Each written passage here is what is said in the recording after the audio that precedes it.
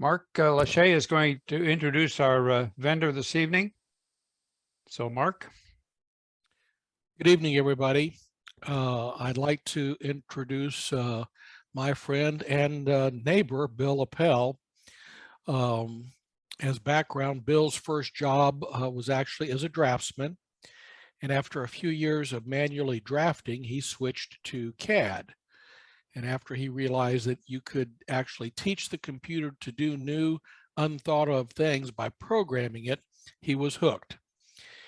He started writing Ship It because he wanted to operate his HO layout. Bill and I first met prior to the 2018 SN3 symposium, which I hosted here in Dallas. Bill saw an ad and realized that we lived just 3 blocks from each other. So Bill volunteered with the symposium and has become a member of the North Texas Narrow Gauge group. So Bill, I'm going to turn it over to you. Thank you, Mark. I'm going to start my screen share here.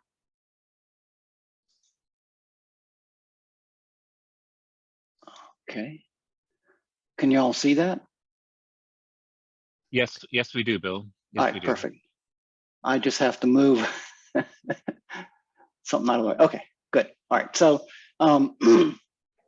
my main product is Ship It. It's software for generating switch lists. I'd like y'all to ask y'all to go to my website and sign up for my newsletter. You won't be bombarded. I'll probably only get like 6 of these out per year. Let's go to the next slide.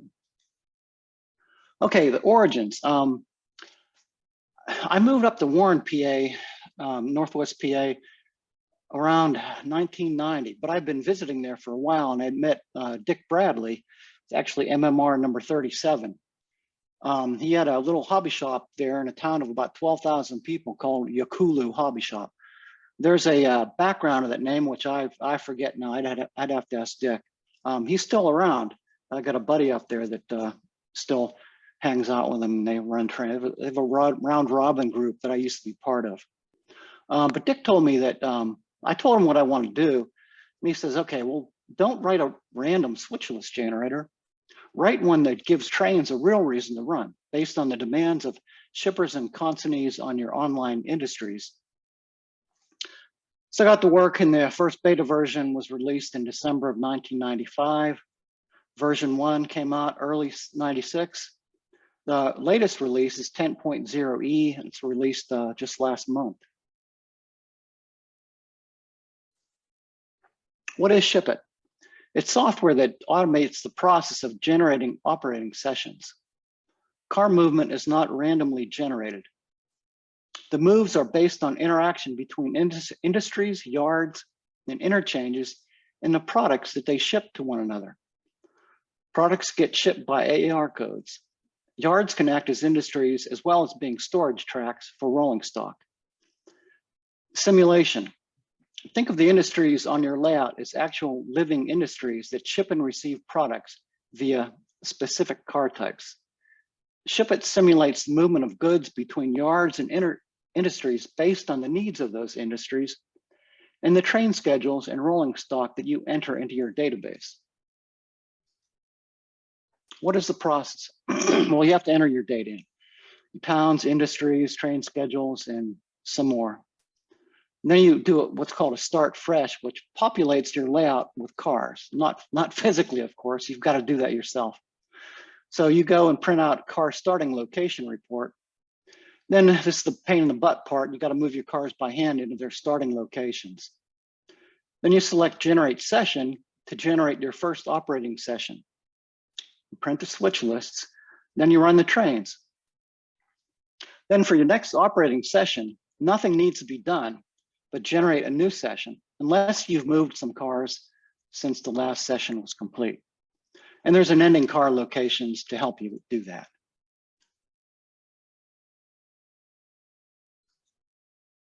Okay, Ship It is database driven. There's a hierarchy of information. At the top level is divisions.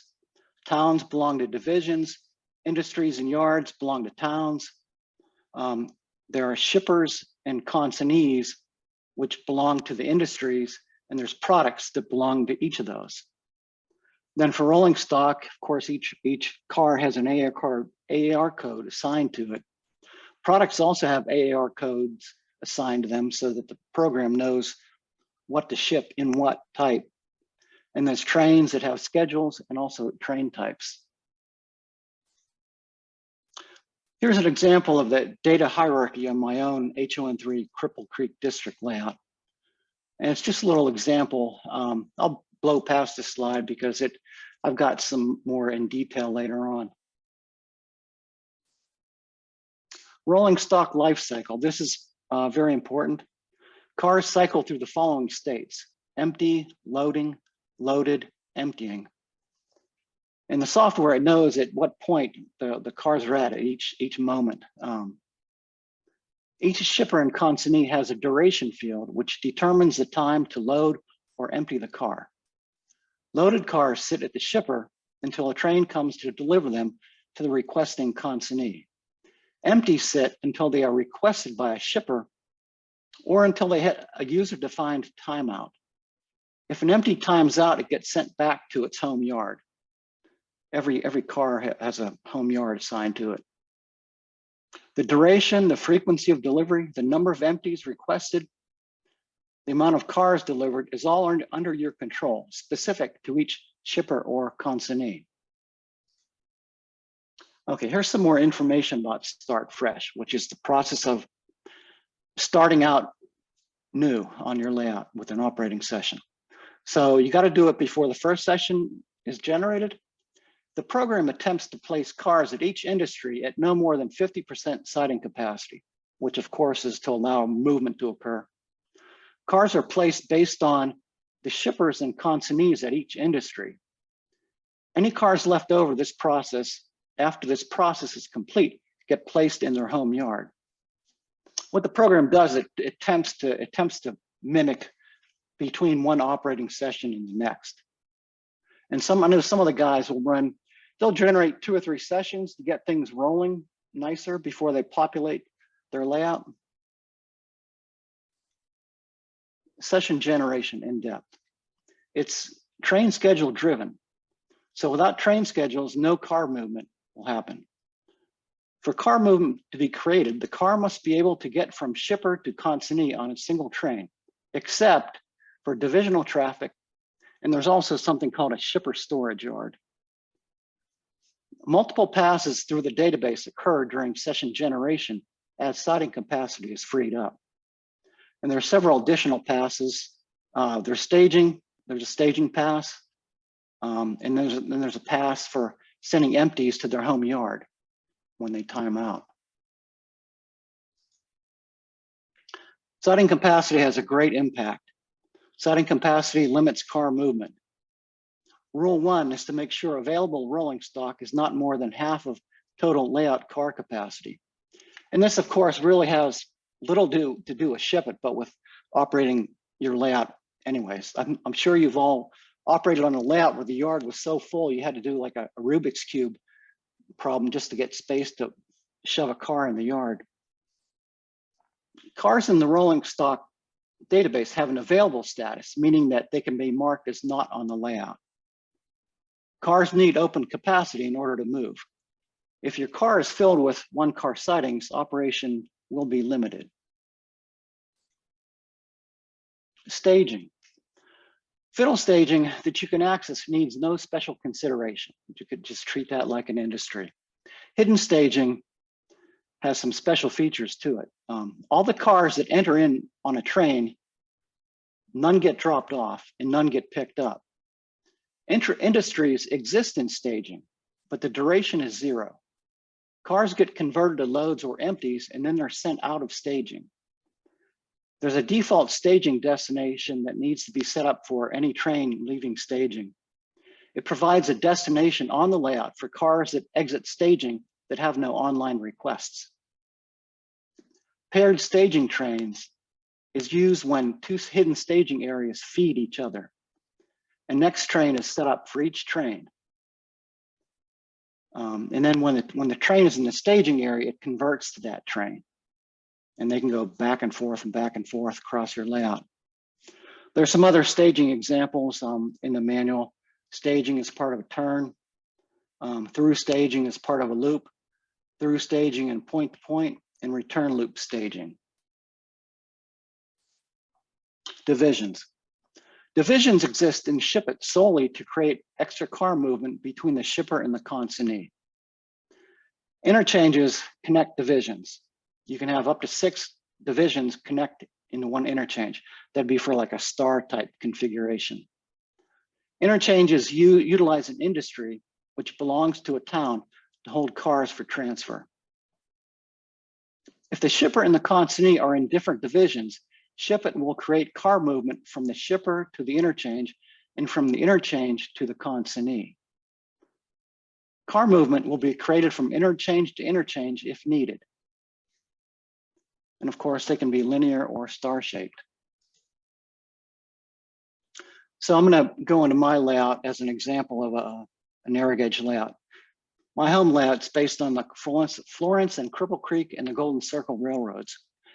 HON3 using code 55 rail, much to my chagrin sometimes, but it looks great. The main line from Florence to Goldfield up Phantom Canyon is about 30 feet. Goldfield up to Bull Hill via an oval and trestle is about 18 feet. And Bull Hill to the end of line at Mary McKinney Mine is about 15 feet. Florence is at 38 inches off the floor. Goldfield 47 inches. Bull Hill 53 inches. And the last Mary McKinney Mine at 55 inches. The total rise in elevation is 17%. And the grades, you know, wander, they're mostly between 3 and 4. I mean, there's a couple 2%, maybe 1% here and there.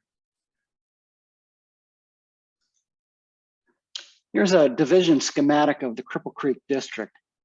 You notice the town in the middle, Goldfield, that's the interchange between the Phantom Canyon division and the Goldfield division. And there are trains. Train 10 takes cars from Florence to Goldfield, and then 40 takes them from Goldfield back to Florence. And train 20 goes up from Goldfield to Independence. It's a turn, comes back. And then 30 is also a turn, goes from Cripple Creek to Goldfield and back. You can see some staging areas are indicated. Now this is, I don't use the hidden staging features because it's accessible. I mean, admittedly, it's barely accessible sometimes, but you can access it. Okay, here's some of the industries in the Phantom Canyon division. Florence has quite a few industries, including staging. Alta Vista is just passing siding, and I'm going to have helper service to help it up the last grade into Goldfield. And there's a few industries in Goldfield. Now it's interesting that Goldfield, while it belongs to the Goldfield division, the way the software works, it really belongs to both divisions. There's some of the industries in Goldfield, Cripple Creek and Victor. Cripple Creek and Victor is all staging. And Independence is half staging and half the Mary McKinney Mine. Let's go on further. Okay. So here we can see part of my layout. This is the Florence area. That's like 38 inches off the floor. And you can see the staging track like way in the back here. That was like an afterthought. I had to add this shelf on at the last minute when I realized, oh, you dummy, you should have allowed space for that. So that was fun, shoehorning that in. And here's some of the other industries. And you can see the capacities are fairly generous. I've learned over the years that capacity is really everything with an operating session if you want to have a lot of car movement.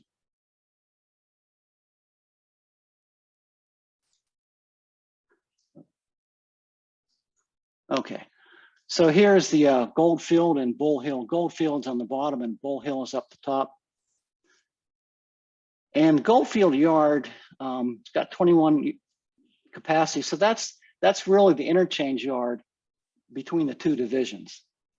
So cars will get delivered up from Florence, end up in Goldfield, and then a second train will take them onto their further destinations. And you can see some of the mines and the mills up on top of Bull Hill here. And that area back there is you're going to see the side of that in the next slide, I believe. Okay, here's my hidden staging. So the layout's basically island shaped, so you can get access to all four sides to operate it. And Mark can tell you, we had a lot of fun. The guys came over and helped me pick it up because I had it against the wall, and I realized, you dummy, you're never going to be able to switch those in the back. Even though I had bullfrogs set up to do it, it just wasn't practical. So the guys picked it up, and then we assembled the, you can see the flooring is like a vinyl stuff you buy at Lowe's that we put underneath it. So they helped me all do that, which was great.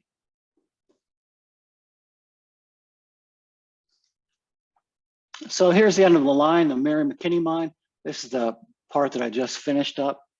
It's got a runaround, nice long lead track.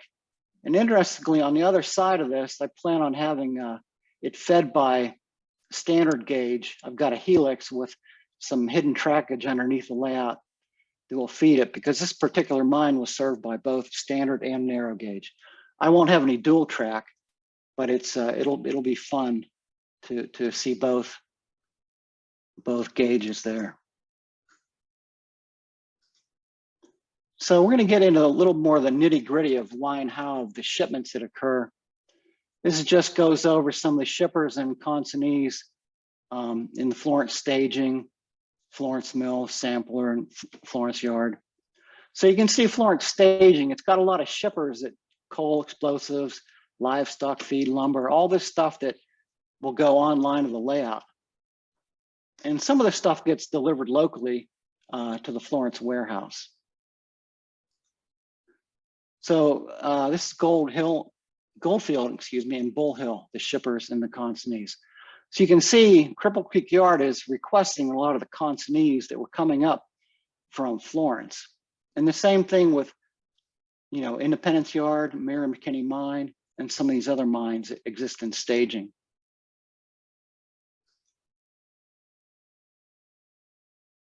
And here's some more shippers and consignees in Cripple Creek, Victor, and Independence. And here's where the rubber really hits the road. I call it connecting the dots. So you can see Florence staging ships all this product to the Mary McKinney Mine, the Cripple Creek Yard, Goldfield Loading Dock, and a few others that I didn't have space for here. Conversely, all these gold shipments from all these mines, the Mary McKinney, the Golden Cycle, and Teresa mine, those are all mines that are active industries online. The Ajax, Elkton, and Portland exist solely in staging. So they all ship down to, all these can ship down to Florence. You notice the Golden Cycle mine, I've hooked it up with the Goldfield Stamp Mill and the Golden Cycle Mill because those are close by. The program will choose to do local shipments in preference to divisional shipments. So those will get done first, and then the extra shipments will go down to Florence staging.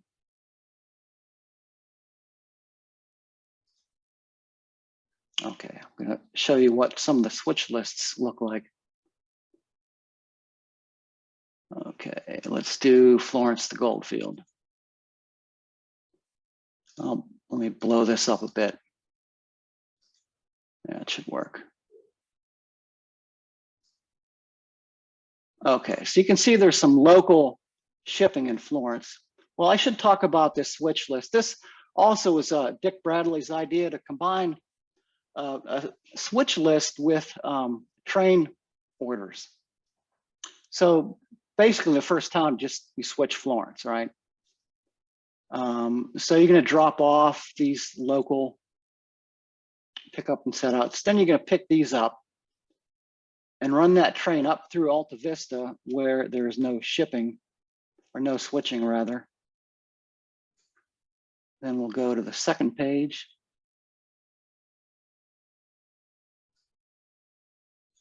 And you'll see they get set out at Goldfield Yard. Now there's a feature here. You can see there's in-depth instructions I put that feature in because when I operate myself, sometimes I only operate every couple months. So I want a reminder of me what the best way to operate that particular town is. So you can do this for any schedule stop on the train. You can enter in custom train order for it. So those get all dropped off in Goldfield Yard. And you can see here, there's a destination further on down the line, mostly actually all up in Bull Hill. So we'll take a look at that switch list also. Okay.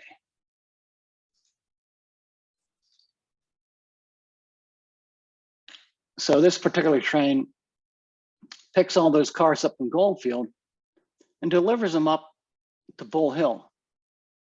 And their set out instructions to the various mines and mills.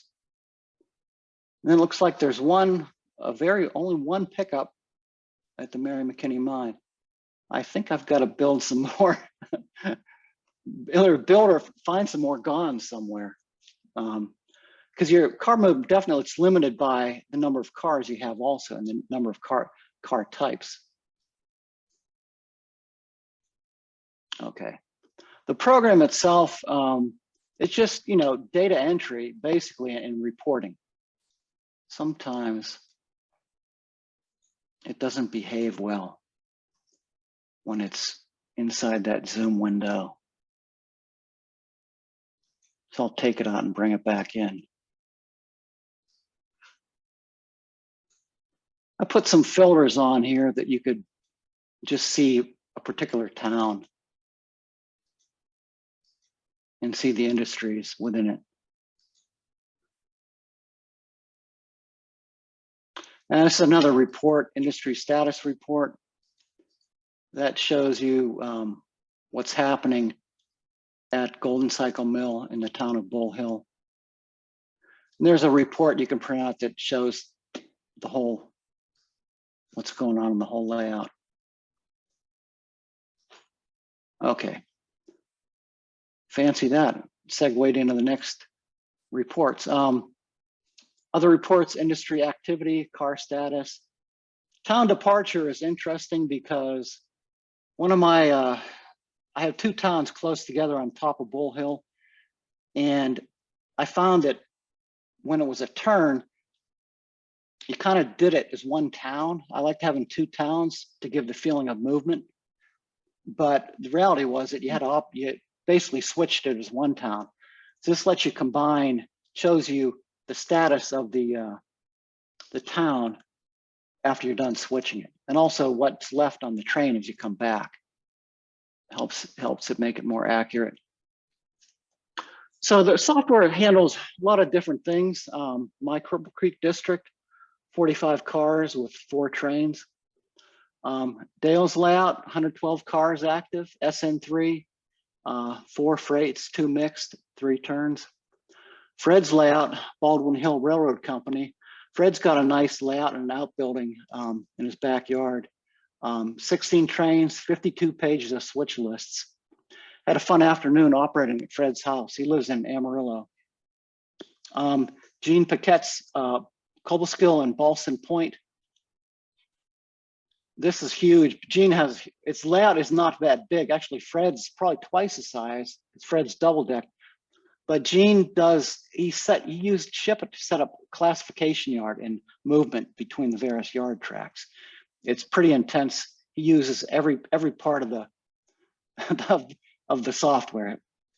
So I just want to talk about Dale, Fred, and Gene. They actively test software for me, and they're not shy about sharing results.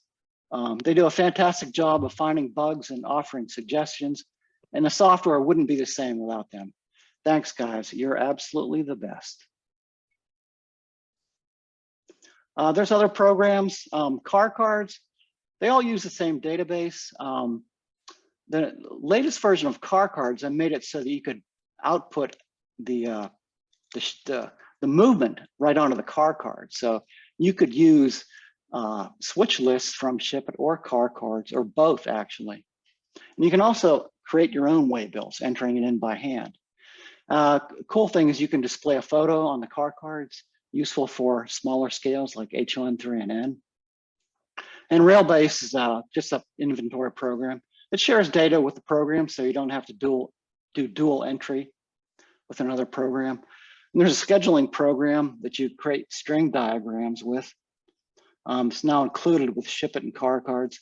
There's a funny story with this. About a couple years ago, I got a call from, not a call, but an email from a guy that works for the Long Island Railroad. I guess it's part of a group of short line railroads. And there's a dark part of the railroad that they wanted to, he couldn't find an inexpensive string diagram creator. So he found mine online and bought it for $50. I don't know what the other ones cost, probably a couple $1,000. But as far as I know, is using it. So that was pretty cool move, pretty cool day for me. Oop, went too far. Okay, so one of the things you can use Ship It for is a simulator, so you can test your layout for operation before you actually build it. And there's also some virtual possibilities. You can simulate parts of your layout that don't actually exist. So a narrow gauge example would be, for me on the Cripple Creek district, I could create a Denver division and route cars not into Florence staging. Well, they would still go into Florence staging, but that would be an interchange. And then within the program, the ore could get shipped to mills existing in Denver.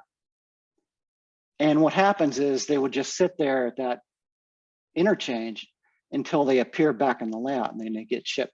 It just gives a better feel for the the real world connection of the software. There's kind of an intangible thing that happened. Like I remember the first time when I got the software running and I ran it, put all the cars out, ran one operating session. That was fun. Generated the second one, and it did some car moves which were logical as far as AR types being, but there were movements that if I'd done it by hand, it's probably not the way I would have done it. And each operating session you generate is unique in that way. So it tends to have like a life of its own. I mean, it's definitely not AI, but there are so many variables built into the program that it almost seems like it's alive.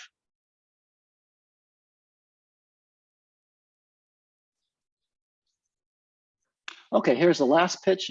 Please go visit my website, sign up for the newsletter, and I guarantee you, it won't even be once a month unless I have a bug and I need to make an announcement of it. So I've got 3 past newsletters. You can see a little bit insight into the my layout and the development of version 10. So that's it, and I thank you all for letting me talk about my layout and my software. Thanks, Bill. Jerry here. I'm just going to be fielding any questions. I don't see any questions in the chat. If anybody has any questions, now to ask Bill while we have him live online, this is your opportunity. Bill, is your system upgradable? I've got an older version of Ship It that I've been using for about 20 years. And, Absolutely. Okay. Absolutely. Yeah, and that's you get a discount. I mean, depending on how far back you bought it, so you get a discount for that. So make sure you buy the upgrade. Also, let me know if you own any of the other programs, like the car cards at Railbase. Yeah, me I've got off. all of them. Okay, yeah, just mention that because sometimes my records aren't that great. Okay, thanks. You're welcome. Bill, this is Keith Stamper. How are you? Hey, Keith. Hey, Bill, I belong to a club here, and we use JMRI Operations Pro. Okay. And one of the guys has helped me get set up. We ran my trains for the first time on Saturday. One guy came over. In fact, he's on here as well. How does your program compare to JMRI? Have you done like a comparison to the actual operating systems? No, I really haven't. I'm generally too busy working on mine. Mm-hmm. So I'd have to. I'm not going to make any negative comments. It's just no. I'm not open source software. Sometimes I'm not saying my software has no bugs. Yeah. But sometimes open source software, like even like this Open Office I used for my presentation software, drove me nuts for about 3 weeks. Right. Till I figured out where the bugs were and the quirks in it. Yeah, the reason why I decided, I was using that switch list program, and I was very unhappy with that. It didn't seem to work very well. But anyway, the reason why I switched to JMRI is because the club used it, and I've got the support of the guys there. Okay. Yeah. So I'm a wuss. I had to have somebody help me. Well, I mean, you can get help from me. I've got more time to give people help. Like when I was working full time in a software business, last thing I wanted to do was come home and deal with bugs, because I had enough to deal with, believe me, at the crazy place I worked at. Yeah. So But like- Bill, we do have a question from George asking, Okay. what does the program cost? Ship it itself with scheduler is $130. Okay, thank you. And Mark Lachey is also open to reviewing your venue contract and talk. Oh, this is something else. I'm sorry. This is a symposium comment. sorry, Mark. No worries. Okay, no problem. Good. Okay, we're clear on that. Okay, any other questions? One, I think on JMRI, you have to enter every car on the layout has to be entered to make it Correct. work. Yep, Does correct. the same thing happen with Ship It? Do you have to have every car entered on your layout? Yes. Yeah. I mean, you can, if you've got a spreadsheet of your cars, you can import them. It has to be imported in a certain format, like the fields have to be ordered in a certain row. But that's in Railbase, but you can actually, I mean, I used to have a demo on Railbase available, but I could make that available again. So you could get that for free, basically, and import. No, I know one fellow that uses your Ship It system. He's been using it quite a while and he's really happy with it. So, I mean, it takes some work to set up, but once you get it set up, I mean, it's a whiz generating sessions.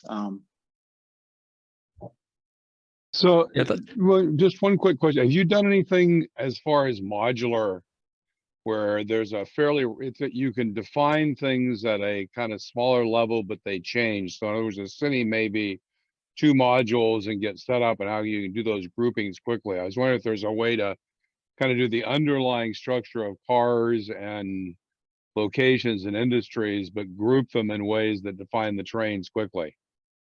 No, I've never done anything. I know a long time ago, the Fremo group, some guys from over Denmark or Germany bought the software to use. Yeah. But no, I've never done anything quite like that. It's an interesting concept, though.